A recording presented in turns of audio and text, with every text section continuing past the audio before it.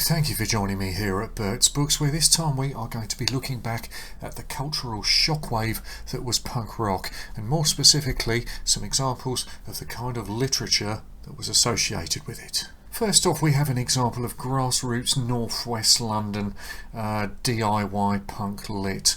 The Punk by Gideon Sams, originally published in 1977 by Polytantric Press, I believe, subsequently taken up by Corgi Books. This issue, though, being a more recent reprint, courtesy of the Fortune Teller Press. So who was Gideon Sams?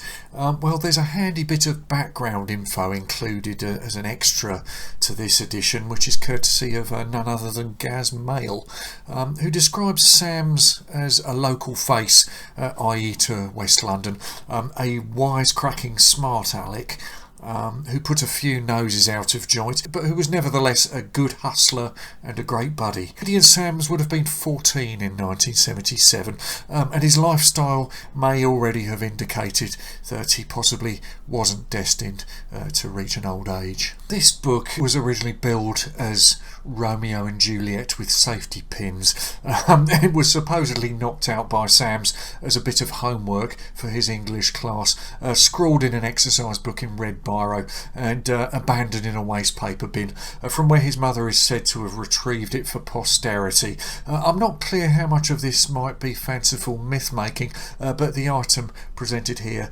does rather seem to fit the bill. Presented here in fanzine style typographic form, it very much comes over as the scrawled outpourings of an attitudinal 14-year-old. The Punk tells the story of Adolf Spitz, who was born David, a London punk rocker who we first meet at the corner of Shaftesbury Avenue, where he's caught up in a confrontation with a gaggle of hostile Teds. The leader of which is an oversized oaf named Ned the Ted. However, Ned's girlfriend, who seems to have eyes for Adolf and vice versa, talks Ned out of giving Adolf a gratuitous hiding, and the situation diffuses. Just at this point, Adolf is joined by his friends Sid Sick, Bill Migraine, Johnny Vomit and Vince Violence.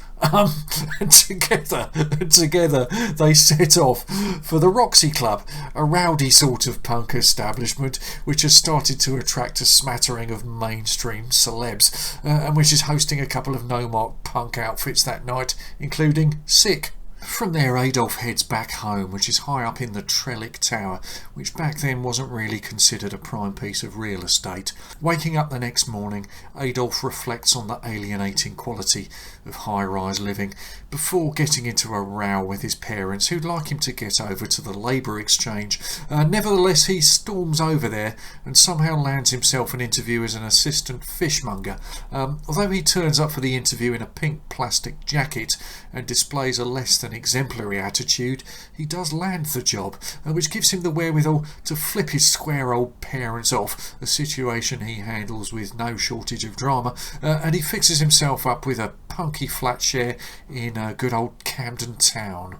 Once he's established in his new digs, he's back out on the punk rock social circuit with a vengeance, taking in a house party at which he's surprised by the appearance of Ned's girlfriend, Thelma. She's miraculously transformed over the intervening days into a punkette, and she doesn't take much persuasion into accompanying Adolf upstairs to one of the bedrooms for a bit of no good.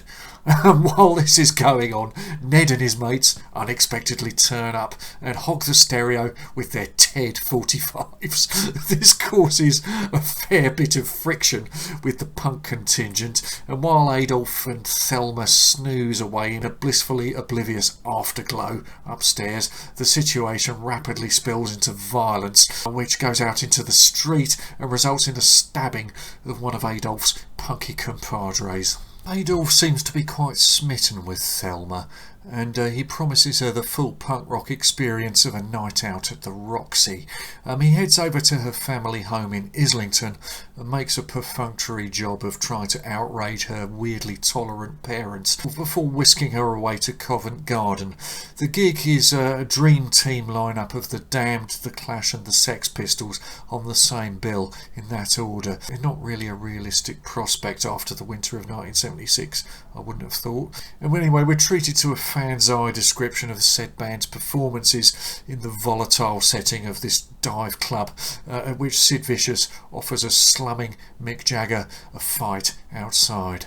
The tension doesn't end there, however. Having kissed Thelma goodnight on her doorstep and agreeing to take her the next day over to King's Road, Adolf is rudely accosted by a stalking Ned the Ted. Naturally, this confrontation becomes physical, but against expectations, the burly Ned has the tables turned on him by a more agile teenager and finds himself fatally skewered by his own flick knife. Naturally, Adolf is a little bit jumpy the next day when he meets Thelma, and she quite quickly rumbles that it was Adolf who'd shanked Ned the previous night. The news seems to upset her, but not that much, as she's still up for a trip round the King's Road.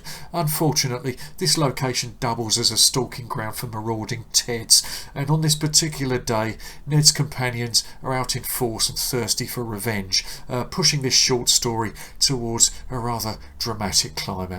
Now, Gideon Sam's novelette definitely reads like some lippy teenager's homework assignment, but it's none the worse for that. It has an anarchic sort of charm about it, and if some of the dialogue is rather silly, I think it's kind of knowingly silly. Apparently this was adapted for film in 1993 as The Punk and the Princess, directed by Michael Sarn of Myra Breckenridge fame. And since we're talking about silly, here's the other side of the coin. Richard Allen, aka James Moffat's punk rock. Allen had made a name for himself by this point as a documenter of the youth cult wars with his notorious Skinhead novels. By this point, though, his star was waning somewhat, and for punk rock he rather drops the pretense of being an insider on the action. The central character here is a 22-year-old journalist and a Scotch whisky swigging former rugby player, Raymond Kerr. He's out for a scoop on this controversial new youth phenomenon, and is very much an outsider to it, and that is probably the most sensible creative decision the author has taken with this book. The choice of protagonist is fitting in that the book adopts a weirdly tabloid approach to the subject. Kerr lands this particular assignment and mulls his first move over a few scotches in his local, where his eyes land on the decidedly unpunk rock Violet, who's in there on her own, dressed in tight wranglers and a see-through top through which her nipples are described as winking at Kerr. He moves in with the smooth chat and has soon talked Vi into becoming his companion on this particular mission, where he takes a walk on the wild side with a bunch of Teds, maybe they're Ned's mates, as they go on the hunt for punks to bash. Kerr's next point of call is a rendezvous with the 17-year-old Danny Boy. The pipes. He's a punk rock star and current critics' darling who's made the headlines recently by contriving to hijack a British Railways locomotive, and who's described as having more to him than meets the eye. Behind the scenes, he is apparently the anonymous composer of certain 50s throwback Ted-friendly platters. Kent runs into Danny Boy in the members' club that he's retreated to and admonishes him for the amount of liquor that he's chucking down his underage neck, along with his barrack room language. "Get stuffed, mate," retorts the punk star. That's the way. Kerr buys Danny a conciliatory drink and starts to work at breaking down the punk star's defences. Danny reveals that he's making about 60k a year, and that punk fanzines maintain a contradictory narrative to this in order to keep the fans on side. Kerr angles for a day in the life of a punk star type of arrangement with Danny Boy, and he's instructed to meet Danny at his Flea Pit Bayswater Hotel lodgings that Monday. We're then introduced to Steve Pepper, the over-influential star writer at the Spins fanzine, a publication that seems to enjoy rather full staffing and a plush office for any kind of grassroots Xeroxed publication. And I think ID magazine might have had its beginnings in fanzine land, but Alan has some weird ideas. Pepper is a former squat scene demo troublemaker. Alan seems to have a special place in hell for those, and he seems to have edged his way into his current situation through blackmailing a blue movie producer for whom he's performed a small role. This guy has media connections anyway. Steve is now his own man at Spin magazine, and he's the darling of the punks. He's on a nice earner with the payola from the labels. He's a vocal anti-establishment provocateur who somehow enjoys the protection of the current Home Secretary. Talks his way into Pepper's office and confronts him over the authenticity of the fan letters that Spin prints, and that he's heard a rumour that they're going to publish a centrefold of under-16s with safety pins stuck in their skin, on which Pepper tells him to fuck off. It's a brief sort of visit, but Kerr believes that it gives him inside knowledge into this particular scene, which he requires. Cut back to Kerr's flat, where he and Violet have been having a good old session, and after some sexual gymnastics in the bathtub, she informs him that he's got what it takes. His response to this is shawaddy waddy.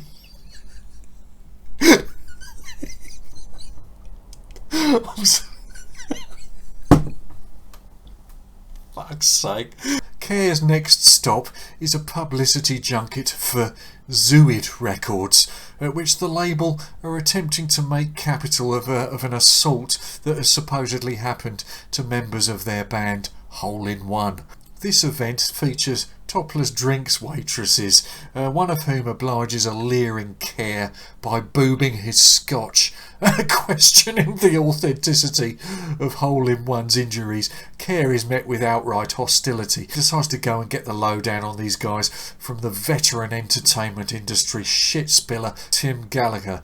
Gallagher reveals to Kerr that Hole in One's guitarist Chris Eldine has a long history of miming live while a transistorised gadget handles his guitar lines. Apparently this band, who are about to unleash their inflammatory single Big Bent, it's about to corrupt coppers. They're not even aware of this. What a racket this punk thing is, Kerr concludes. From there he's off to an outdoor festival, 25,000 in attendance at a tenner a go, at which all the punk bands will be there. Bands such as Flick Out, with 2 T's, during whose set a lone skinhead is set upon by the punks and is fatally knifed, almost like some weird literary sacrifice of Alan's former mainstay cult characters. For some reason the bouncers are unwilling to call the emergency services over this, so Kerr makes it to a phone box to call 999.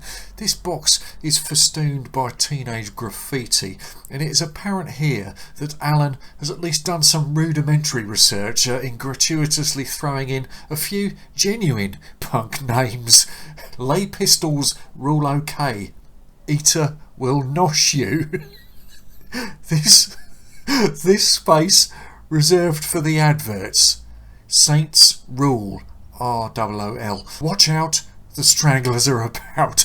Some of these are people I know. And there it's back home for further sexy business with Vi, to a soundtrack of all things, David Soul. Meanwhile, Danny Boy's hangover is interrupted by a visit from the hotel cleaners, and there's a bit of unexpected cougar action to be had from the elder of them, Mrs. Henderson. Sometime later, he is visited by groupie girl Wishelle, who reveals to Danny Boy that she's just had her boobs pierced with safety pins. He doesn't respond to this particularly favourably. Meanwhile, in higher circles, media mogul Joey is eyeing up a takeover of Spins magazine. Ray Kerr is oblivious to this as he hacks away at his article, doing a call round of various showbiz lovies for their insight-free pronouncements on the punk phenomenon. With this in the bag, he heads over for his Monday morning appointment with Danny Boy, at whose suite he encounters evidence of some heavy S&M themed goings on the night before, on which the singer tries to blame his bandmates. Just as he's packing last night's groupie out of the door, Mrs. Henderson the cleaner shows up, and Danny resumes flirtation with her in the bedroom while Kerr sits idly in the living room. However, she doesn't appreciate Danny showing off to Kerr about any of this and knees him in the knackers before departing. Nursing his bruised pods, Danny whisks Kerr off to breakfast at La Source, a venue he describes as Punkville, and claims that its new wave habitués are some kind of people's army in reserve. Kerr heads over to the office the next day to plonk his article on the editor's desk, only to be told that there's going to be some staff cuts and that he's going to be sliced. However, a good word can be put in for him for something else, which turns out to be with the mysterious Joey Sutton, who's pressed forward with the hostile takeover of Spins magazine and specifically has Kerr in mind for a senior position there. It turns out that this powerful behind-the-scenes puller is Vi's dad, and he considers Kerr to be future son-in-law material. Pepper is naturally out on his ear and is reputedly doing the rounds, begging for any job going, and Kerr heads in to sort out the sheep from the goats and to start the mag on a new leaf. Anyone loyal to Pepper or over fond of payola is out on their arse. Danny Boy sticks his nose in to see how much of a hatchet job Kerr's punk expose is going to be. But when he's shown a proof, he feels that it'll do him more good than harm. Meanwhile, Kerr's first big junket is to organise a high-profile punk festival, something Joey turns out to be well placed to facilitate, as he's been a secret live circuit string puller the whole time. The festival, of course, turns out to be a glowing success, but its immediate aftermath is marred by a fresh wave of Ted on punk violence, imbued with such savagery that it threatens to push the punks back off the street and back into their bedrooms. And there it ends. It's obvious throughout that Richard Allen has very little idea what to do with punk, and hence the main thread of this story is more about Ray Kerr's career trajectory, with a side order of sex and romance. Allen's attempts to tangle with punk itself are largely absurd, as is most of the dialogue, and he clearly has little else to go on with punk but a grab bag of tabloid cliches. That said, the theme of Ted on punk violence is a common theme to both of these novels. While it's rather easy to stick the boot into Allen for this rather daft effort, it's worth noting that in his heyday he did successfully convince many members of the Skinhead cult that he was a genuine insider. Clearly he'd not retained such abilities beyond the Skinhead titles, and was rather churning it out for the money at this stage. James Moffat is said to have become increasingly admired in a drink habit as his career went on, and given his working methods of hacking out 100,000 words with no second drafts and no revisions, this being pulp lit's ruthless work in reality, the patchy quality of this one isn't all that surprising. You really get the feeling he didn't quite know how to end this one, so he reverted to form with some gratuitous aggro. The overall tone is that of a sozzled Playboy writer wading way out of his cultural depth and not really caring about it. On the other hand, the punk comes across as rough and ready, but it has a delinquent sort of appeal, and at least it feels as if it's coming from somewhere close to the right place. It's nauseating, disgusting, degrading, ghastly, sleazy, prurient, voyeuristic and generally nauseating. I think that just about covers it as far as I'm concerned.